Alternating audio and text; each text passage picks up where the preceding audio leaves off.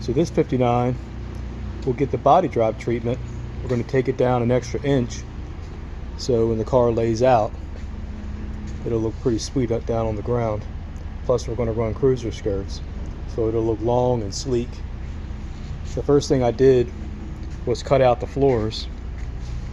Got rid of all the cross members and all the roached out sheet metal. And we got all new sheet metal sitting here ready to go. As you can see, we reinforced the rockers. I had to do that first because really there was no structure in here at all.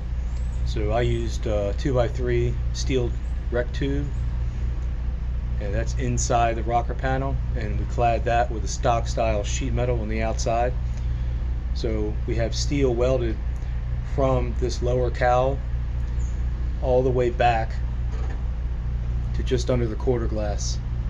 So it'll act kind of like a inner frame to help hold the body from twisting and keep it from sagging, so the doors will always open and shut as nice as possible. Being a hardtop, not having a post, that's really going to help. So you can see the door gap here. I lined that up. Sorry about the lighting. I don't have a camera crew over here today. But the doors open and shut really well. I make sure I get the, before I even weld the rockers complete, I open and shut the door 100 times until the gap is right, until it shuts right. And when I'm happy with both sides, then I'll go ahead and do all the finish welding on the rockers. Also cut the trunk out. We had a little bit of repairs to do on the back of the frame. Right here, it was just broken, so I had to jack up the back of the car and level the frame off. And now I just use 1/8 inch steel on that because we're not going for a traditional wrapped low rider style frame. It's just a lay and play deal, no hopping involved. So next up is I'll have to trim out this upper trunk, slide it up an inch, and I'll tack it back in position. And then I'll do this tail pan, and then the front mounts on the firewall next.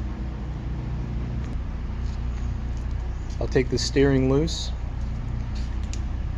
then I'll modify these mounts here, cut an inch out of those, out of either side, and then I'll let us bring the car down 1 inch. And I'm going to fab the majority of this front panel because it's okay for the most part, so we don't need to replace it. But what does need replacing is going to get molded into the new replacement floor anyway, so I'm going to leave that for now.